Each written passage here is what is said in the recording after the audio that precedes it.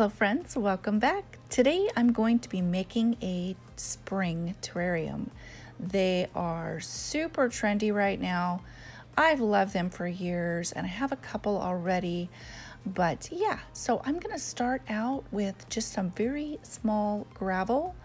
And I just got this from my driveway. There's a ton of different styles of rocks and pebbles and such that you can get at Dollar Tree, or you can do like I did and just go out into your yard and get a variety of different kinds of rocks. So I went with the darker ones at the bottom. I just felt like the darker color was more grounding, and then I put a good layer of plain old green moss that I went and picked off my trees. So of course they have moss at the Dollar Tree as well. I did soak it in water so it was nice and wet. And then I got some white rocks. I wanted that contrasting color, and I really focused on the outside edge. I'm not really that worried about having the rocks in the middle. You're not going to see it in there and it's going to get in my way of planting, so I really just wanted them on the edges. And then I chose another type of moss that I just happened to spot growing on branches on some of the trees out in my yard. So if you were going to get everything at the Dollar Tree, I would say just get a couple of different varieties of colors. There's the Spanish moss, there's the browner color, then there's the green. So yeah, once I got that layer just around the edge, then I went ahead and filled in with some dirt. Now, so this is dirt from my yard. I use potting soil mixed with compost and made sure that my outer layer of that really light colored moss was very visible. Kind of disappeared a little bit. I was very careful when I was putting in the dirt because I didn't want to mess up my layer or bury it. So I was just very careful. And I found just a couple of different varieties of mosses. So this might be a nice adventure if you go to the park or out in your yard. So yeah, I just wanted to fill up the center with dirt. And then I just carefully made sure that everything on the edges were, you know, staying nice and neat. And I did take a bit out of the center and prepared it for my miniature daffodils. So what I've done is I wanted to remove as much of the dirt around them as possible, just so it's a little easier for me to work with. And of course I want to loosen up that root system at the bottom. It was very root bound. I got my miniature daffodils and bluebells at the grocery outlet for I think $2.49 a piece or something like that. Of course, right now spring flowers are so easy to find. They're in practically every grocery store or nursery, so I know they do have them at Walmart's right now as well. So with these, I really just kind of broke them apart. So these are bulbs, and you can split bulbs. So that's what I'm doing here. I'm splitting them so I can surround my miniature daffodils or narcissus with those. And I'm actually even allowing some of that root system to be seen on the edge of my planter. So this is more like art, I guess you could say. Just, you know, really experimenting with your layers and having them very visible. And there's so many options of what you could use in between these layers, but they're absolutely beautiful. I love how terrariums look. So this is an open terrarium, obviously. But you can have them closed as well. You could put a cloche on top. I'm going to go ahead and fill in with dirt at this point and make sure my bulbs roots are covered. And then I'm going to do another layer of white rocks on top.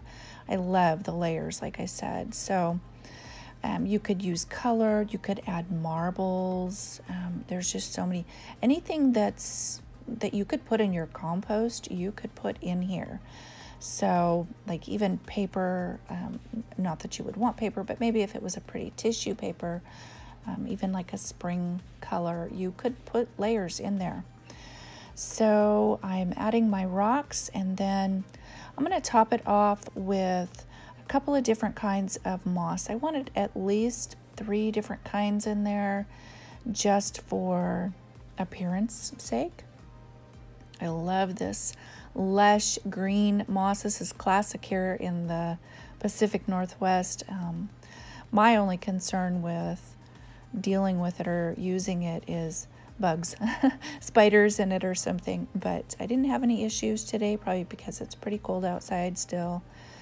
But yeah, I'm going to go ahead and add a good layer of moss, and that's going to actually help it stay moist.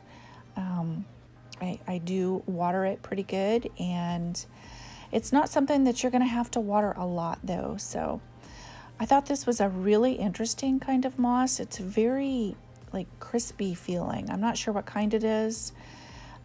It was on the bark of my lilac tree. I thought it was just beautiful. So, and then there's that kind of more of a lime green colored moss as well. Just, yeah, like I said, having a variety of different kinds in there really adds visual interest. So I just kind of added it here and there where I thought it would look pretty. And then I wanted to add a little bit of something whimsical. So I grabbed a little hedgehog that was in the fairy garden stuff at the Dollar Tree. My daughter actually had a pet hedgehog, and he passed away not too long ago. His name was Roger. So I think it turned out beautiful. It's perfect for spring. If you look behind in the background there, it's actually snowing today. So I'm bringing spring in and enjoying every minute of it, just adding a little bit more every day. So I love how my layers turned out. I would really love to see yours. If you make any, find me on Instagram. I'd love to see pictures of yours. So I also found these candle holders at the Dollar Tree, and these little floral bouquets. They're mixed with the succulents in the Dollar Tree. And I just happen to have these little pots that I got at a garage sale, but you could use Oasis inside, or even the little miniature clay pots from the Dollar Tree. So they would look good with any type of green little plant in there, but I'm going to go ahead and cut these little succulent type florals. I want just the stems off of them, and I'm going to remove the greenery that originally came in those little pots. I'm going to top it with a little bit more of that moss. So usually succulents have a layer of rock, but these are faux succulents, so I'm not that worried about it. And I really love the moss right now. Moss is a huge spring natural decoration, so I just love it. So I'm just going to add little sprigs of this. Like I said, I just cut off the stems to make them shorter, and I'm just going to add them in there, poke them in. Those little pots had Oasis in them already, and yeah, they're just absolutely beautiful. I just kind of fluff up the moss around the edges so I can see it a little bit better. So one of them is kind of this mauve, purple, pink color, and then the other one has a lot of yellow in it. Kind of reminds me of a yarrow a little bit, but it's more in succulent type flower. I'm not sure which one it would actually be replicating, but it's beautiful. I love it. So I thought that this was beautiful just how it is. So I literally just cut the little bouquet apart and put the entire thing in each pot, one in each pot, and it fits beautiful. Literally, you could put any type of greenery. I think these would be beautiful with like a little fern in it. But yeah, so once I got these done, I could use them just like that. I did add a tiny bit more moss around the edges because I just love how that looks right now. I really want it to be visible. But I decided I wanted to try some actual succulents. So I got these at the Dollar Tree as well. And so I'm just going to take everything out of one of these and kind of just start over. Empty my little pot. I'm going to add the moss back in there. And yeah, like I said, I had these succulents that I got from the Dollar Tree. So I'm just going to try those in there.